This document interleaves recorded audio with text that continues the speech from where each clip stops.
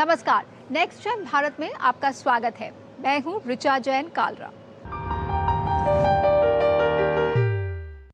आजकल टैलेंट किसी एक जगह तक सीमित नहीं रहा। ना मैदान की जरूरत है, ना बड़े मंच की। बस अगर जुनून हो तो एक छोटा सा कमरा भी आपका प्रैक्टिस ग्राउंड बन सकता है। पुणे की तनीषा ने कुछ यही किया। अपने हुनर और मेहनत के दम पर फ्री स्टाइल फुटबॉल में अपनी अलग पहचान बनाई और आज वही टैलेंट उनका करियर बन चुका है।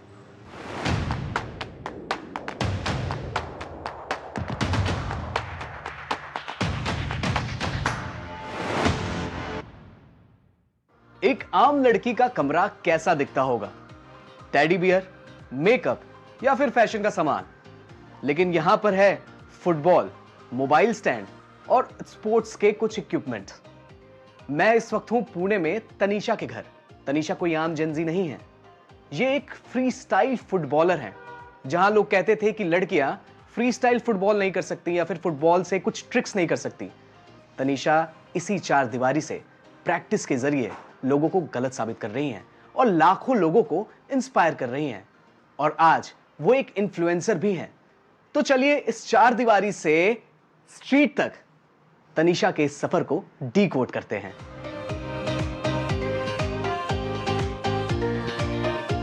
उंगलियों पर नाचती फुटबॉल और पैरों का जबरदस्त संतुलन, यही है फ्री स्टाइल फुटबॉल की असली पहचान। तनीषा के लिए ये सफर आसान नहीं था। जब उन्होंने शुरुआत की तब इस खेल में लड़कियों को मौजूदगी लगभग ना के बराबर थी, लेकिन उन्होंने हार नहीं मानी।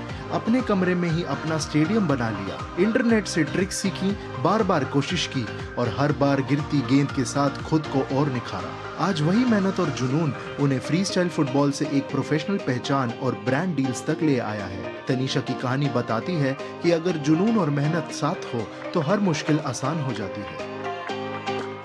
मैंने स्टार्ट ही फ्री स्टाइल कोविड में किया था, क्योंकि मेरे पास कोई था नहीं फुटबॉल खेलने के लिए। तो मैं छत पे वही वॉल पासेस एंड ऑल करती थी। देन स्लोली मैं अपने आप को देखने के लिए कि मैं कैसा कर रही हूँ, I started recording with my dad's phone. Tanisha की जर्नी उस कमरे से शुरू तो होती है, लेकिन उनका कैनवस है ये पार्क। आज का यूथ और खासकर पुणे का यूथ जिम में मेंबरशिप ना लेकर इन पार्क में फ्री स्टाइल को मजबूत कर रहा है और पसीना बहाकर ऐसे फ्री स्टाइल प्रैक्टिस कर रहा है। ये एक नया स्ट्रीट कल्चर है। कोई रेफरी नहीं, कोई गोल पोस्ट नहीं, बस हुनर और दोस्तों की तारीफ। यहाँ तनीषा और उनके साथी मिलकर एक ऐसी कम्युनिटी बना रहे हैं जो मोबाइल स्क्रीन के डिप्रेशन से दूर फिटनेस और आर्ट को सेलिब्रेट करती है। हर नई ट्रिक पर एक दूसरे को चीयर करना और एक दूसरे के वीडियो शूट करना, ये इन युवाओं का नया लाइफस्टाइल है। तनीषा की वजह से बहुत सारे जन हो गए, काउंट कर सकते अपन मोस्टली 10-12 ज़्यादा हुए। पहले मतलब कोई नहीं था, अभी बहुत सारे जन हो गए क्योंकि तनीषा फ्री स्टाइल कर रही है, उसको देख के मोटिवेट हो रहे लोग ज़्यादा। बहुत सारे बंदे फुटबॉल होने के बाद या इंजरीज होने के बाद फ्री स्टाइल चूज़ करते हैं, क्योंकि वो एक इंडिविजुअल स्पोर्ट होता है। हाल ही में ये स्पोर्ट बहुत ही ज़्यादा ग्रो हो रहा है, क्योंकि इसके अंदर आपको सिर्फ एक बॉल चाहिए रहता है। अगर आप ड्रिबल कर सकते हो तो बहुत सारे आप स्किल्स कर सकते हो और ऐसा आप प्रोग्रेस कर सकते हो। आज तनीषा सिर्फ एक प्लेयर नहीं बल्कि फ्रीलांस एंटरप्रेन्योर है। जिस टैलेंट को कल तक सिर्फ एक शौक माना जाता था, आज वो स्पॉन्सरशिप्स, लाइव शोज और ब्रांड एंडोर्समेंट्स के जरिए एक क्रिएटर इकोनॉमी का बड़ा हिस्सा बन चुका है। पुणे के ये पार्क अब सिर्फ खेलने की जगह नहीं बल्कि इन युवाओं के ओपन एयर स्टूडियोज हैं।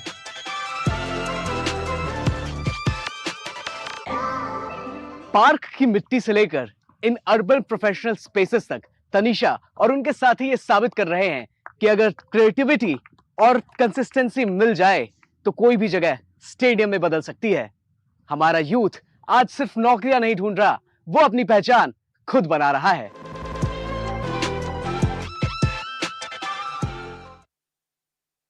ट्रैवल करने का मतलब सिर्फ जगह देखना नहीं, कभी कभी ये इमेजिनेशन और क्रिएटिविटी को महसूस करने का भी मौका होता है। मैसूर में रेत से बनी कहानियां हैं, मोम में ढली पहचान है और संगीत में छिपी संस्कृति है। यहाँ हर म्यूजियम कुछ नया दिखाता ही नहीं बल्कि आपको कनेक्ट भी कराता है।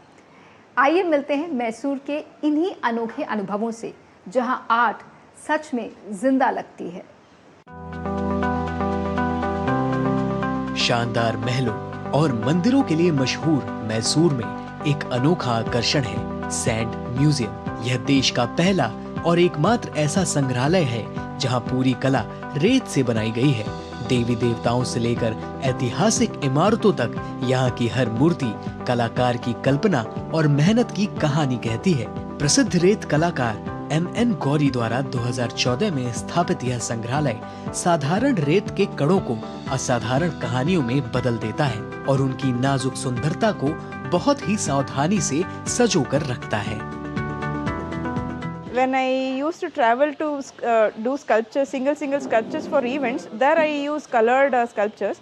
So when I did there, like the visitors who came, they really liked it very much. They wished me very good luck.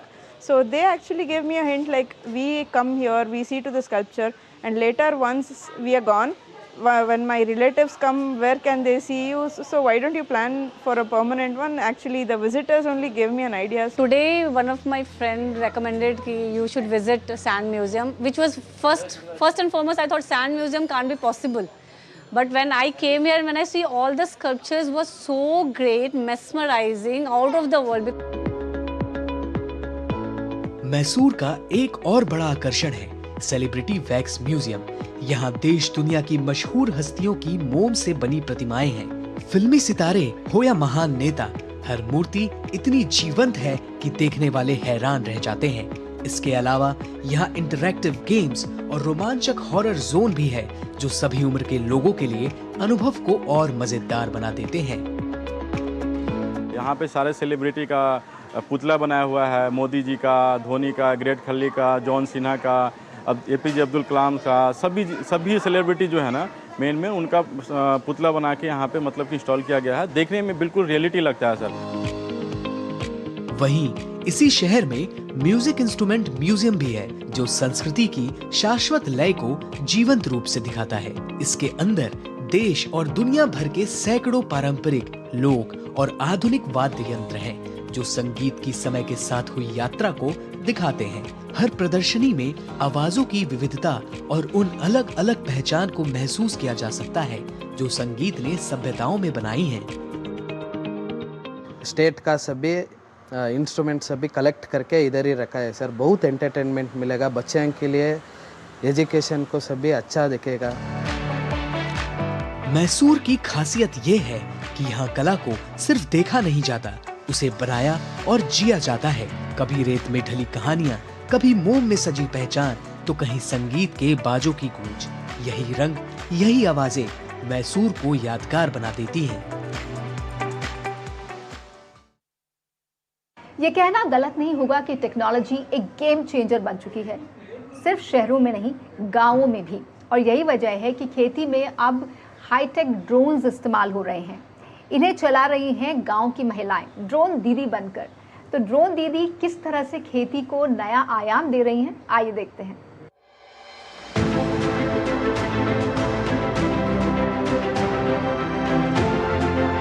जिन हाथों में आज आप ये ड्रोन देख रहे हैं, कभी वही हाथ भारी पंप उठाकर खेतों में घंटों काम करते थे, लेकिन अब वही हाथ टेक्नोलॉजी को कंट्रोल कर रहे हैं और आसमान से खेती का तरीका बदल रहे हैं।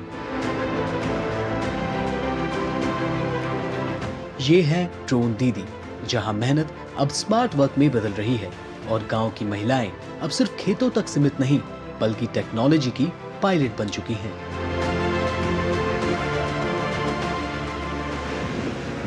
जरा ये आवाज सुनिए और मेरे पीछे ये नजारा देखिए। आसमान में उड़ता ये हाईटेक ड्रोन और इसे उड़ाती नीलम देविकर। ये गांव की ड्रोन दीदी हैं। ये ड्रोन खेतों में सिर्फ दवाई नहीं छिड़कता, ये महिलाओं की नई उड़ान है। तो चलिए इस उड़ान का नया को पायलट बनते हैं।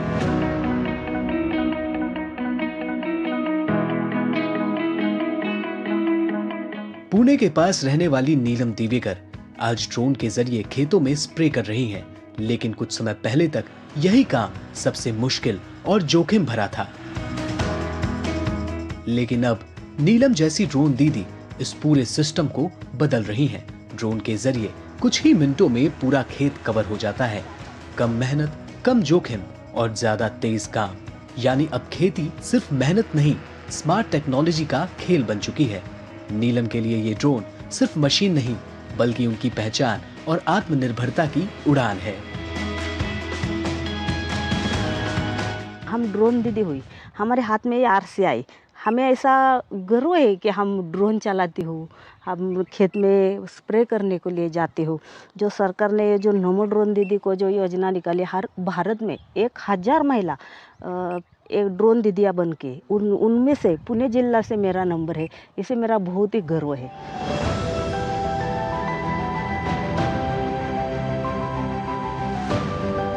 आज नीलम सिर्फ अपने खेत तक सीमित नहीं है, वो अब एक सर्विस प्रोवाइडर बन चुकी हैं। आसपास के गांवों के किसान उन्हें अपने खेतों में बुलाते हैं और इसके बदले उन्हें मिलती है एक सम्मानजनक कमाई। यानी अब ये सिर्फ टेक्नोलॉजी नहीं, एक नया रोजगार मॉडल है। ड्रोन आने से पहले छिड़काव के लिए जो लेबर प्रॉब्लम था, मतलब हमारे पास दवाई तो उपलब्ध है लेकिन छिड़काव करने के लिए आदमी जो लेबर है उपलब्ध नहीं था, तो टाइमली जो स्प्रे होने चाहिए खेत में वो प्रॉपरली हो नहीं पा रहे थे। तो एकड़ में 200 लीटर पहले पानी लगता था, अब इस टेक्नोलॉजी से खाली 10 लीटर पानी में और खाली 7 मिनट में 1 एकड़ का जो छिड़काव है, स्प्रेइंग है, कंप्लीट होता है। तो ये तो बहुत अच्छी बात है।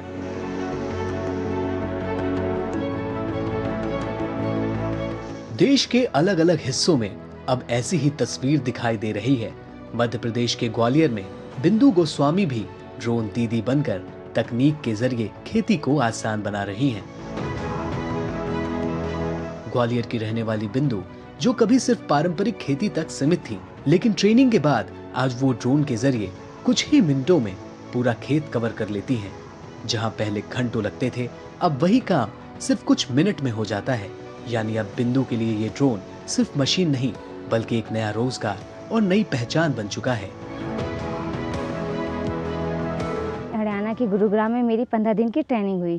ट्रेनिंग होने के बाद मुझे ये ड्रोन प्राप्त हुआ। इसमें सरकार द्वारा मुझे कोई भी पैसा नहीं लगा है, इसमें मतलब फ्री मिला हुआ है। मुझे गाड़ी, ड्रोन, जनरेटर सभी चीज़ मिला हुआ है, अलेवर हुई है। इसके थ्रू फिर मैंने मतलब अपना रोज़गार चालू किया। मैंने इसे ड्रोन से दवाई, खेतों में दवाई छिड़की, जो किसानों से कांटेक्ट किया, जो अपन अपने खेतों में 1 बीघा में 1 से 1.5 घंटे, 2 घंटे, 4 घंटे लगते थे, ये 1 बीघा में 7 मिनट में ड्रोन से स्प्रे हो जाता है।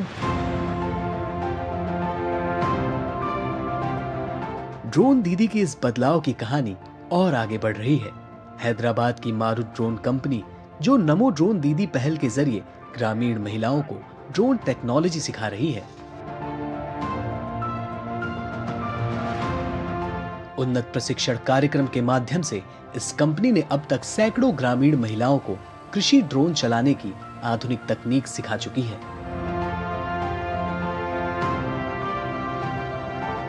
इस वक्त मैं हैदराबाद में मारुत ड्रोन्स के हेडक्वार्टर में हूँ। एक ऐसी कंपनी जो किसान ड्रोन्स बनाती है और ड्रोन पायलट ट्रेनिंग देती है। 5 महीनों ने 150 से अधिक महिलाओं को नमो ड्रोन दीदी योजना के तहत ट्रेन किया है। हमारे साथ कंपनी की नीति जी हैं, वो इस पर हमसे बात करेंगी। मैम, किस तरह से ट्रेन किया गया था महिलाओं को और क्या इस तरह के ड्रोन ही थे?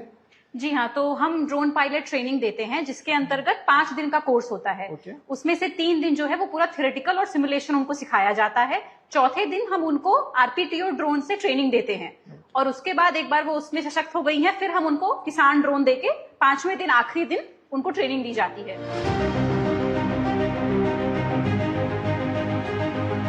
ये कहानी सिर्फ बदलाव की नहीं, ये कहानी है नई उड़ान की, जहां गांव की महिलाएं अब जमीन तक सीमित नहीं बल्कि ड्रोन के साथ आसमान से खेती को कंट्रोल कर रही हैं, जहां मेहनत अब टेक्नोलॉजी के साथ मिलकर और स्मार्ट बन चुकी है और जहां हर उड़ता हुआ ड्रोन एक नई पहचान और नए भविष्य की दिशा तय कर रहा है।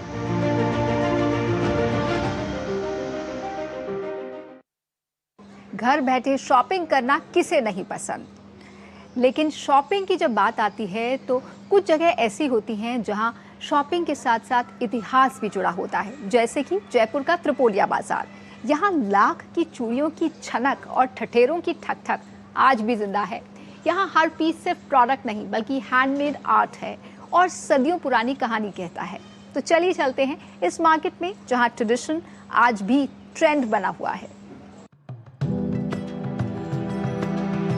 ये है जयपुर का ऐतिहासिक त्रिपोलिया बाजार। यहाँ की दुकानों में सिर्फ सामान नहीं बल्कि सदियों पुरानी विरासत सजी है। लाख की पारंपरिक चूड़ियों के लिए ये बाजार देश विदेश तक मशहूर है।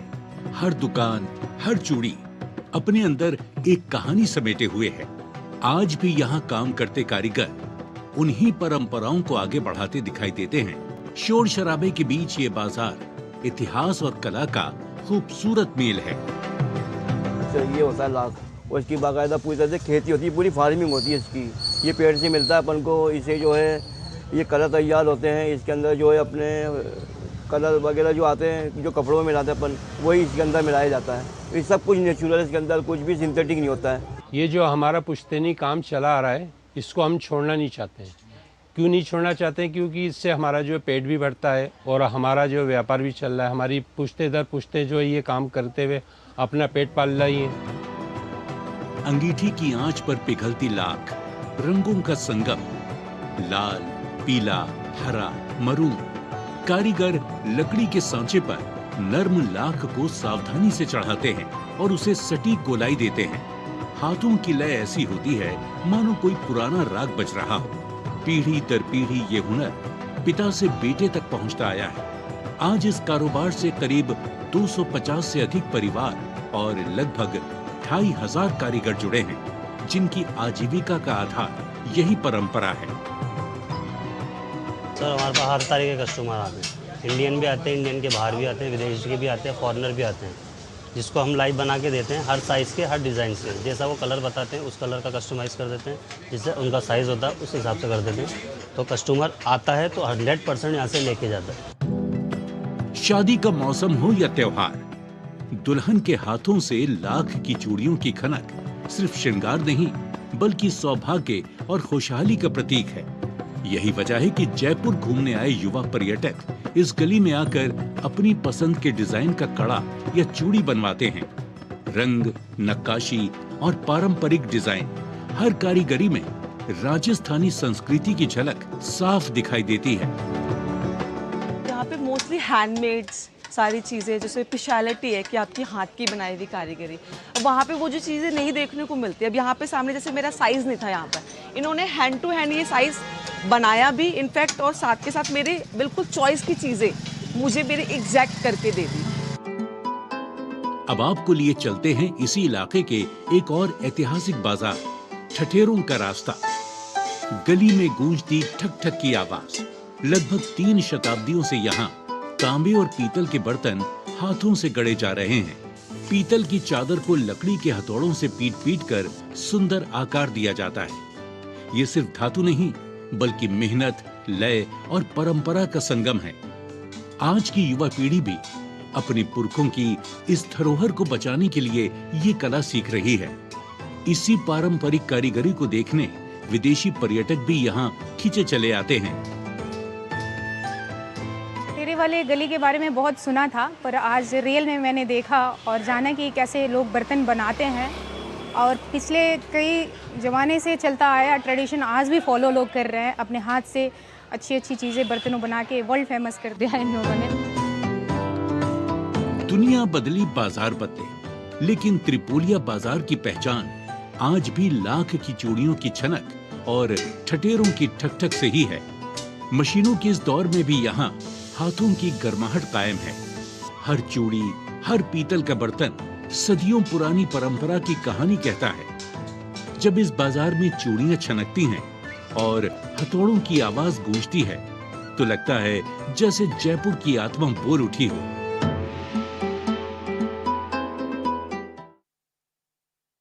खेती अब सिर्फ खेतों में नहीं, घर के अंदर शहरों में भी हो रही है, स्मार्ट तरीके से।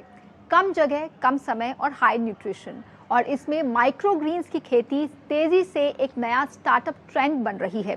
हैदराबाद में एक बैंकर ने नौकरी छोड़कर इस मॉडल को अपनाया और आज एक सक्सेसफुल अर्बन फार्मिंग सेटअप चला रहे हैं।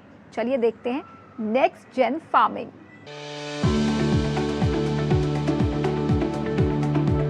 हैदराबाद, जहां ऐतिहासिक विरासत और आधुनिक इंफ्रास्ट्रक्चर के साथ आईटी, स्टार्टअप्स और तेजी से बढ़ती शहरी लाइफस्टाइल का परफेक्ट मेल दिखता है। इसी शहर में हम मिले बैंकर टर्न्ड फार्मर श्रीनिवासलू धनाला से, जो अपने परिवार के साथ माइक्रो ग्रीन्स की स्मार्ट खेती कर रहे हैं। उनका इंडोर फार्म माइक्रो ग्रीन्स डे मानिकोंडा आज एक आधुनिक मॉडल बन चुका है। बिना मिट्टी, बिना केमिकल, सिर्फ कोकोपीट, शुद्ध पानी और एलईडी लाइट्स की मदद से 7 से 14 दिनों में फसल तैयार। श्रीनिवासलू इस हाईटेक फार्मिंग की हर बारीकी आसान तरीके से समझाते हैं। ये अभी हम सीड्स डाल दिया हमने। इसके ऊपर थोड़ा प्रेशर से पानी मारा तो ये कोकोपीट में सीड्स थोड़ा सेटल हो जाता है। सेटल होके इसका जर्मिनेशन प्रोसेस स्टार्ट होता है। ये पानी डालने के बाद इसके ऊपर हम थोड़ा वेट लगा के डार्क में, अंधेरे में एक 3 दिन लगाएंगे और 3 दिन भी हर दिन सुबह शाम को इसको फिर पानी हम देते रहेंगे। अभी हम थोड़े फोर्स के साथ इस पे पानी डाल रहे हैं। हाँ जी, मैं दिखाता हूँ कैसे वो फोर्स से डालते हैं। ऐसे एक प्रेशर पंप लेके माइक्रो ग्रीन्स छोटे पौधे होते हैं जिन्हें अंकुरण के कुछ दिनों बाद ही खाया जाता है। ये पोषण से भरपूर और सेहत के लिए बेहद फायदेमंद होते हैं और इन्हें घर पर ट्रे या गमलों में आसानी से उगाया जा सकता है। बदलती लाइफस्टाइल और बढ़ती हेल्थ अवेयरनेस के कारण हैदराबाद के लोग माइक्रो ग्रीन्स को अपने खाने में शामिल कर रहे हैं। ये पत्तियां देखने में जितनी आकर्षक है, उतनी ही ज्यादा पोषण में भी ताकतवर है। माइक्रो ग्रीन्स की खेती एक आसान और असरदार विकल्प बन रही है। कम लागत, कम समय और ज्यादा मुनाफे के साथ इसे घर में भी शुरू किया जा सकता है।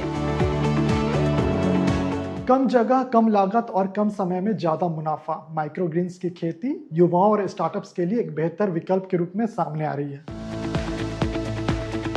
आज श्रीनिवासलू धनाला का ये काम नई पीढ़ी को आत्मनिर्भर बनने और छोटे स्तर से बड़ा कारोबार खड़ा करने के लिए प्रेरित कर रहा है। सर, आपने बैंक की नौकरी छोड़ के माइक्रो ग्रीन्स की खेती को शुरू किया था, क्या चल रहा था आपके माइंड में? जी, जब ये जो सोचा कि मैं आजकल हमारा जो फूड के बारे में हम देख रहे हैं तो बाहर जो मिल रहे फूड वो हमको कॉन्फिडेंस से नहीं खा पा रहे हम, उसमें केमिकल्स हो रहे, पेस्टिसाइड्स हो रहे, अडल्ट्रेशन हो रहे।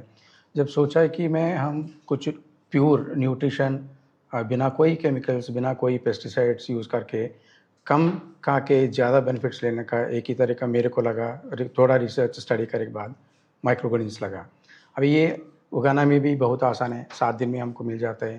खाना भी कम खा के हम बहुत ज़्यादा बेनिफिट्स इससे ले सकते हैं।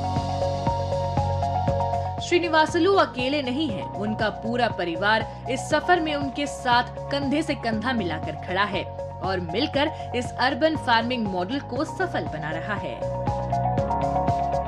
वो जो भी करना चाहते हैं तो हमको सपोर्ट करना है। सो मैं भी यहाँ आके उनको सपोर्ट करने के लिए सब सीखने लगा। सो हम गूगल किया, बहुत रिसर्च किया 1 साल तक कि कैसे करना पूरा उनके। उसके बाद हम स्टार्ट किया करने के लिए।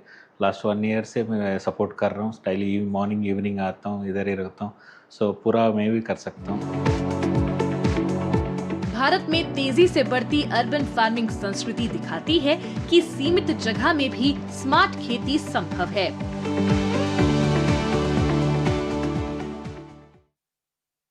आज के शो में फिलहाल इतना ही। आपसे फिर मुलाकात होगी अगले एपिसोड में। तब तक के लिए नमस्कार।